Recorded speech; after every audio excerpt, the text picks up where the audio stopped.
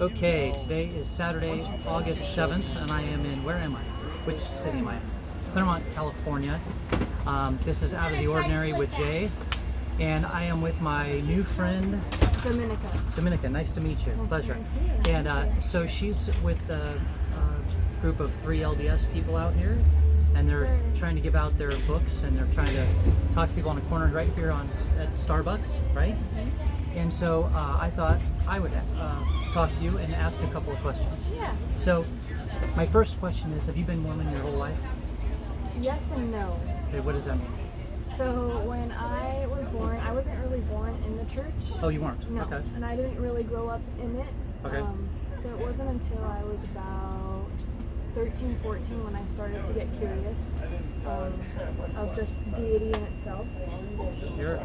So does that mean your parents were not? They were, but they weren't active. They didn't follow the faith. I got you. Yeah. Okay, so you were born into Mormon parents, but they weren't really practicing. Exactly. I got you. Okay, and so then about like 13 or so, you kind of was it kind of like it just dawned on you that you were interested in a deity, or was it more like social interaction? You started talking with other people your age. It was or like more. How did it kind of happen? It was more because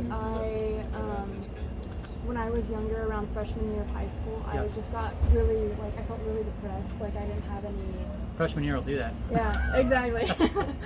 So I just felt like I didn't have any purpose in life, and I was driven to understand what it was. That is a challenge for a lot of people. Yeah. Most of us. Yeah. At some point. Okay, so at 13 then, because did you just tell your parents like, hey, I think I'm going to go to church, or like what was the deal? So, what kind of got you so going? I started to test the waters myself. So specifically only in the Mormon church? Yes, because that's what I was exposed to. Sure, of course, it makes total sense. And it also, the reason I started there as well is because it was the only church that had the Book of Mormon. So if it was right, I didn't have to look anywhere else. If it was wrong, I'd have to branch out. Well, and also, just would make sense, right? It's an easier starting place if your parents went there. You know, you're automatically not going to go into combat. Yes, exactly. You know, if it works out. So as opposed to I'm going to go study Hinduism. Yeah. You know what I mean? Like, it might be a little more of a shock to your parents. Exactly. So I get that. So how old are you now? You still seem pretty young to me. I'm 22. Yeah. Okay, so almost a decade though now into it. Yeah. So that's a pretty long period of time. Mm-hmm. And I see you have 2 books here. What's the difference? What is the difference between the 2 books? So this is the Book of Mormon. Okay. It doesn't actually look like this in real life. Yeah, you just made it look nice, right? Yeah, I did. Okay, very good. And this is the Bible. Okay, I gotcha. Yes. And so the difference between it, the Book of Mormon on the bottom, it says another testament of Jesus Christ. And so basically, there is actually more similarities than there are differences. But it takes place in the Western Hemisphere at the same time as the Bible. Gotcha. It's supposed to be, correct me if I'm wrong, because I'm not LDS, but I've been around a lot. But it's supposed to be kind of like a companion guide, basically, right? I mean, is that a layman's terms way of putting it? Okay. So now I'm going to give you a couple of trickier questions, or tougher questions. So you said that you kind of grew up not very religious, even though your parents were Mormon, but you didn't really go to church. And then you got into it a little bit at 13, and now here you are 9 years later, still into it on a corner at a Starbucks, so obviously into it somewhat. Yeah. On a scale of 0 to 100, being 0 is there's no deity whatsoever, and 100 is there definitely 100% is. Where are you 100%. today? 100%. Sure. Okay, and of that 100%, again, let's do 0 to 100 again. 0 being the Mormon faith is definitely the right way to that God. Or sorry, 0 meaning it's definitely not at all. Okay. And 100 being definitely Mormonism is the only way. Being an LDS is the only way to see God. Where are you in that? I would say 100, but I guess can I elaborate on that? Definitely, please. So I'm a little hesitant because... I want to speak a little. Sorry, go ahead. No, you're good. I'm a little hesitant because I also believe that there's truth in all faiths. So I don't believe that it's just if you're not Mormon, you're going to hell. Okay. But I believe that's nice, dude. You know, yeah. It is. It's nice. God, really. Well, it's nice in general. It's a nice thing for sure. Okay. Yeah. But I believe that there's goodness in all churches, and the LDS faith we believe has the fullness of the truth. Okay. But it doesn't mean that it's It's the only ticket to heaven. And when you say churches, just so I want to clarify, do you mean only Christian? Any churches, I guess. Muslim? I think there's some truth in there. Okay. Just because there seems to be a lot of conflict between like I know even within like some of the Christian denominations, like I have a couple of friends like they'll feel this is definitely not, this is not a slight against the Mormon Church at all. I'm just telling you, good, like anecdotally from one of my friends, he can actually get teared up. This grown man, he's in his 50s. He can actually get grown up crying because his best friend is Mormon, and he doesn't believe his friend's gonna make it. Wow. Do you know what I mean? Yeah. And so, and then on the other hand, that same friend who's Mormon, he literally says to his other best friend, he was literally the best man at his wedding, will get kind of choked up knowing that his good friend isn't going to make it. Wow. Do you know what I mean? And so, I like your way of thinking better, but that conflict seems challenging. Like I feel super bad. Like to me, my buddy he's probably about 6'4", 280 pounds. He looks like a lumberjack. He's a massive man. To see him break down and like quiver and cry over his friend is like a freaky thing when I just ask him a question. You know what I mean? Yeah. So it's so he means it. Yeah. Do you know what I mean? Right. But I like your way better. But I think that in general, that's sort of like a. So this is a challenging one for you, and I don't expect an answer, okay. but it's maybe something for you to consider if you haven't already. So I read somewhere that there's like, in the course of human history, because obviously the Book of Mormon's newish, or relatively new. Yeah. But religion goes back a long way, right? I mean, like Thor from Marvel, you know what I mean? That's a Norse god. You know, you obviously have Zeus from Greek mythology and all these. Anyways, I think the number is I'm gonna just round number, is that in all of human history there's been something like 26,000 gods. Okay, that's a lot, right? And so this is my challenge for someone to think about that's pretty religious would be, and where I get kind of messed up, honestly, that it's kind of a challenge. Like let's say I had a person in front of me that's a complete atheistic non-believer. They're on the 0 to 100. There's no way there's a God in any way, shape, or form, right? Mm-hmm. Their argument to me, let's say I'm Mormon at the moment, or Mormon Christian, right?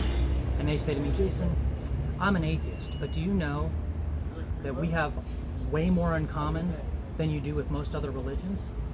And I'd be like, how is that possible? And he would say, well, there's been like 26,000 gods over the course of human history. I don't believe in 26,000 of them. Obviously, I'm atheist. Mm-hmm. But you don't believe in 25,999 of them. Okay. So we're really close to each other. Yeah. That's an interesting argument, right? It's a challenge. I don't know how to come back at that argument. So you're saying, in other words, atheist guy is here, and he says there's been 26,000 deities or gods in the known human history. Mm-hmm. I don't believe in any of those 26,000. Okay, I get it. You, either Mormon or Christian or Muslim or Hindu, right. You don't believe in 25,999. You just believe in your one. Mm-hmm. So I don't believe in 26,000. You don't believe in 25,999. We're actually really close. Yeah. Because we both don't funny. believe in a whole lot of them. Yeah. Isn't that an interesting argument? It is. I think that is kind of the representation of the pride of the people. What does that mean? Because obviously what you're saying there's similarities within the two. And I think if they kind of come to agreement there, they're like, huh, interesting. We actually both do have similar, like, you can understand an atheist, I guess, from what you would say.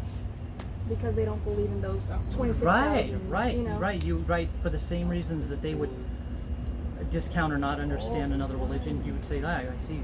Yeah, right, so you're saying exactly. There's common ground. Yes. That's interesting. What did you say when you said something the of the people? Of the people? What is that? I don't know. I've never heard that term. So like what does that mean? the pride of the people, I would say is Oops.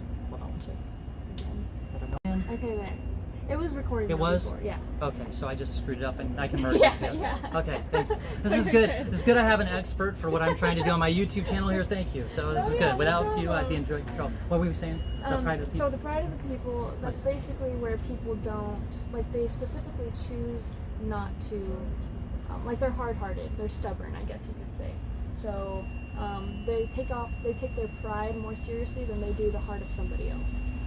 Like their representation, than they do the warmth and comfort of somebody else's life. Not to be weird, but I feel like you find that more in older people. I feel like younger people are less hard. No? I feel like it's a good mix. Do you? Yeah. I feel like as people get older, they tend to get a little more I understand that. rigid, Yeah. I guess, or less flexible, a little more set in their ways, I guess. I don't know. Less understanding, maybe. I don't know. Maybe it's not true. It just seems to that. No, I understand where it comes from. It seems like young people seems to be a little bit more. Yeah. But we are a very skeptical generation. I think we're the most probably good, skeptical. Right?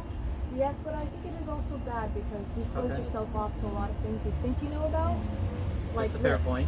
That's a fair point. You know? Right. So, would you say skepticism on the whole is a net positive or a net negative for you? I'd say it's both. It depends how extreme you take it. Like it's the same thing with righteous judgment and unrighteous judgment. Like if you see some guy with like tattoos and stuff, and you automatically think, oh, he's a prisoner, he did time, he's a bad person. That's unrighteous judgment. Yeah. But if and could be wrong. Yeah, exactly. So I feel like if it goes to that extent, it's like, really? Like you don't know everything, you know? Right. So. Okay, we'll go just a couple minutes longer because I don't want to keep you too much longer. But tell me, I'm going to give you 2 questions. Okay. To do with them what you want. Okay. What's the best part of being Mormon? I would say the best. And by the way, is it okay to say Mormon or should I say LDS? We usually say.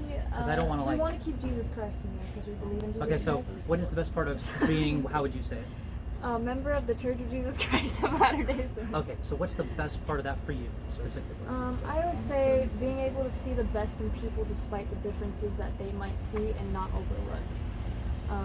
Okay. I feel like that's very beautiful to me because no matter what other people think of you, no matter what background or religion they might have of you, you will always see them through God's eyes.